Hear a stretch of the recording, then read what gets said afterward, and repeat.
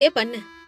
ஆனா அத்தை, எனக்கு என்ன தோணுதுன்னா, நம்ம இவ்வளவு ஆடம்பரமா செய்யாம மனசார நம்ம குடும்பத்து ஆட்கள் மட்டும் பூஜை செஞ்சாவே போதும்னு நினைக்கிறேன்.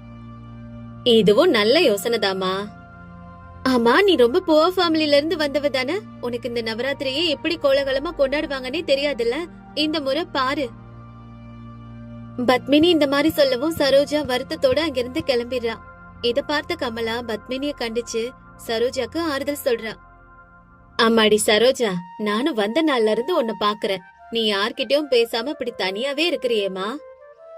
ஆமா அத்தை, அது பத்மினி சொன்னதை ஏதோ மனசுல வச்சுக்காதம்மா.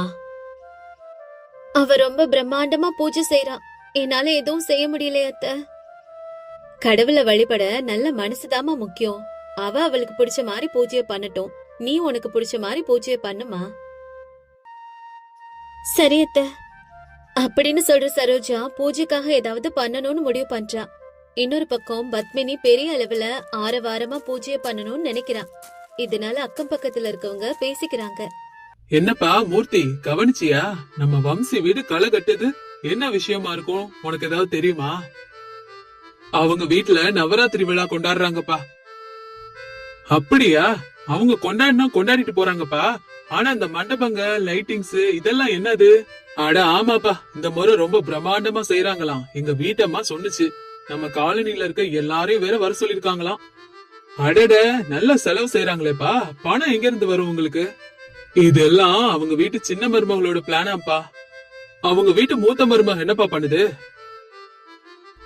மூத்த மருமகளை பத்தி அப்ப கேக்குற? அந்த பொண்ணு ஏதோ கிராமத்துல இருந்து வந்த பொண்ணு போல இருக்கு. வீட்டை விட்டு வெளியே வராதான். இதையும் என் வீட்டம்மா தான் சொன்னாங்க. இப்படி இவங்க ரெண்டு பேரும் பேசிட்டு இருக்கும் போதே காலனி முழுவதும் இந்த வீட்டுல நடக்கிற நிகழ்ச்சிய பத்தி தான் பேச்சு நடந்துட்டு இருக்கு. வீட்டுல அத்தை, அது என்கிட்ட பூஜை செய்ய பணம் இல்லாம இருக்கலாம். ஆனா உங்களுக்கு எல்லா விதமான உதவியும் செய்ய நான் தயாரா இருக்கேன். இப்பதான் நீ சரியா பேசுற. பூஜையில யாரு எவ்வளவு பணம் செய்யறாங்கிறது முக்கியம் இல்ல, மனசுதான் முக்கியம். சரி அத்தை. அதுக்கப்புறம் நவராத்திரி பூஜைகள் தொடங்குது. பத்மினி பெரிய பெரிய அலங்காரங்கள், லைட்டிங்ஸ், மைக் செட் எல்லாம் வச்சு அந்த இடத்தையே திருவிழா மாதிரி மாத்துறா. அதே நேரத்துல சரோஜா ரொம்ப எளிமையா பூக்கள், இலைகள், பழங்கள், நெய்வேத்தியம்னு பூஜையை தொடங்குறா. என்ன சரோஜா, இது மட்டும் போதுமா?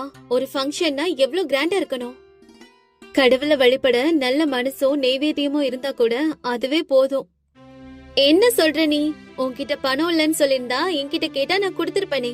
எதுக்கு தேவையில்லாம பேசிட்டு இருக்க? எல்லாத்தையும் பணத்தால வாங்க முடியாது பத்மினி. சரி சரி, அதெல்லாம் விடு. உனக்கு வேணும்னா என்னோட அம்மன் சிலைகளை வச்சு நீயும் பூஜை பண்ணிக்கலாம், ஓகேவா?